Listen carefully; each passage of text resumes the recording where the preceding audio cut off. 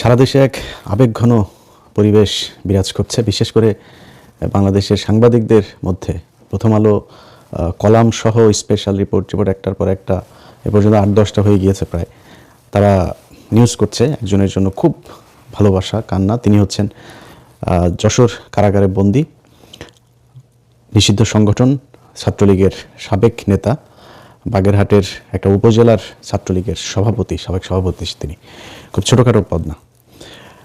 তো তিনার যে ঘটনাটা ঘটেছে, আপনারা আগে শুরুতেই একজন মানবিক মানুষ হিসাবে প্রথমে এই সাদ্দামের যেই ঘটনা আমরা দেখেছি কারাগারের ভেতরে গিয়ে, তারপরে তার ছোট শিশু সন্তান এবং তার স্ত্রী 22 বছরের অল্প বয়সেরই মেয়ে, তারা দুজনই আত্মহত্যা করেছেন।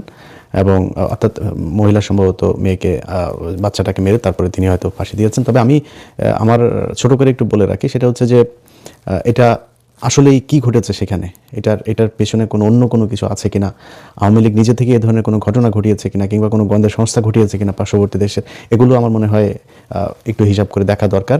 আমি অ্যাপার্ট ফ্রম দিস আমি এই জায়গাটা আনতেই চাই না। এটা নিশ্চয়ই পুলিশ প্রশাসন তারা দেখবে। আমি ধরে নিচ্ছি যে এটা একটা আত্মহত্যা ছিল, এটা মনে রেখে আমি আমার আলোচনা করছি। তো এই ব্যক্তির স্ত্রী এবং সন্তান মারা গেল। এই যে বাবা হিসেবে এত ছোট একটা বাচ্চাকে মৃত অবস্থায় জেলখানায় দেখা, এটা খুবই মানবিক একটা ব্যাপার। এটার জন্য আমি তার পরিবারের, তার স্ত্রীর সন্তান তা তো নিশ্চয়ই সে নিষ্পাপ, এবং তার প্রতি আমার ভালোবাসা আমি জানিয়েই আমার বক্তব্য শুরু করছি। কিন্তু বিষয় হচ্ছে যে আজকের যে বাংলাদেশ, এই যে বর্তমান যে বাংলাদেশ, আওয়ামী লীগের হাজার হাজার কর্মী জেলখানায়, তাদের এই পরিণতি, এই রাজনৈতিক অসহিষ্ণুতা, এটা নিয়ে এসেছে কে? আজকে অনেকেই মনে করবেন যে আওয়ামী লীগ যদি এটা করেছে তাই বলে কি এখন আওয়ামী লীগ চলে গিয়েছে, অন্য সরকারই সেটা করবে? মানে এই সরকার করছেটা কি? আমরা এটার আরো কঠোর অবস্থানে যাওয়ার পক্ষে। এই জন্যই আমার ব্যক্তিগতভাবে আমি সরকারের সাথে আমার এত সমস্যা, এগুলোর কারণে তারা বিচার করে না ঠিকমতো। যেই সংগঠন, আপনি যদি এই ছেলের, এই যে সাদ্দামের ফেসবুক পেজ, সেটাতে যদি আপনি আইডিতে যদি যান, তার আইডিতে এই যে 25-এর আপনার মাঝামাঝি সময়েও সে যেসব পোস্ট করেছে, প্রকাশ্যে সে মিছিল করছে। তুই তো নিষিদ্ধ সংগঠন, তুই এই দেশের সরকারের আইন ভঙ্গ করে তারপরে তুমি মিছিল করতে পারবে না। অনেকেই বলছে তাকে কেন, তার কি অপরাধ, তাকে জেলে রাখা হয়েছে কেন? সে মিছিল করেছে, এর মাঝখানেও মিছিল করেছে। সে কদিন পর ওই যে তন্ময় হেলাল, তাদের সাথে, তন্ময় হেলালেরা কারা? এরা সন্ত্রাসী, এরা হত্যা মামলার আসামি, পলাতক। তাদের এগুলো নিয়ে তারপরে সে ফেসবুকে ওপেনে এগুলো করেছে। তো তাকে জামিন দেবে কিভাবে? আমি যদি মনে করি যে তার কোনো দোষ নাই, ধরে নিলাম, আমি যতটুকু তার এলাকাতে খোঁজ নিয়েছি, প্রচণ্ড উগ্র এবং মাদকাসক্ত এবং সন্ত্রাসী কার্যকলাপের সাথে এই সাদ্দাম জড়িত। অনেক মানুষ আছে এখনও নাকি তার কথা শুনে, তার কথা মনে করে আল্লাহর কাছে দোয়া করে যে আল্লাহ বাঁচাইছো এর হাত থেকে আমাদেরকে।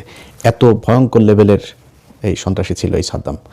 তো তারা ধরে নিলাম সে খুবই নিষ্পাপ, নিরীহ, তার কোনো সমস্যা নাই। দল হিসেবে যারা মনে করেন যে আগের সরকার এরকম করেছে বলে এই সরকার এরকম করবে, তাদের কাছে প্রশ্ন, দল হিসেবে এখনও ঘাড়ের উপর নিঃশ্বাস ফেলছে আওয়ামী লীগ। প্রতিদিন তারা আওয়ামী লীগ এই ভারত থেকে, বিভিন্ন দেশ থেকে তারা হুমকি ধামকি এগুলো দিচ্ছে। তারা ক্ষমা চেয়েছে? এই যে 15 বছর যা করলো, এটার জন্য তো ক্ষমা চাওয়া উচিত ছিল। ক্ষমা চেয়েছে? ক্ষমা চায়নি। তাহলে আপনি মাফ করবেন কাকে? যে ক্ষমা চায়নি সে এখনও হুমকি দিচ্ছে। তারা এই সাদ্দামের ফেসবুক পোস্টগুলি দেখেন না, দেখা হবে এই সেই হাবি জাবি, বিশাল হুমকি। মানে বাংলাদেশে কোনো সরকার আছে এটা সে মনেই করে না, এরকম একটা ভাব নিয়ে সে এগুলো করতো। ওপেনে ঢাকা শহরে এসে সে মিছিল করে।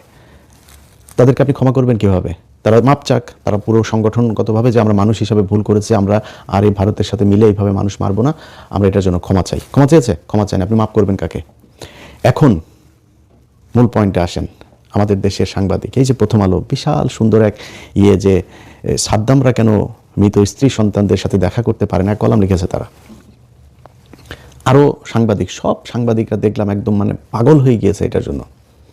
ভাই, এই 15 বছর অনেক ঘটনা ঘটেছে। আমি আমার আজকের ভিডিওতে আমি এই ঘন্টাখানেক ঘাটাঘাটি করে যে কয়টা ভিডিও পেয়েছি, সেই কয়টা ভিডিওর ব্যাপারে আপনাদেরকে বলবো যে কি করেছে এখন এই 15 বছরে এই বাংলাদেশের মানুষের উপরে কি নির্যাতন হয়েছে।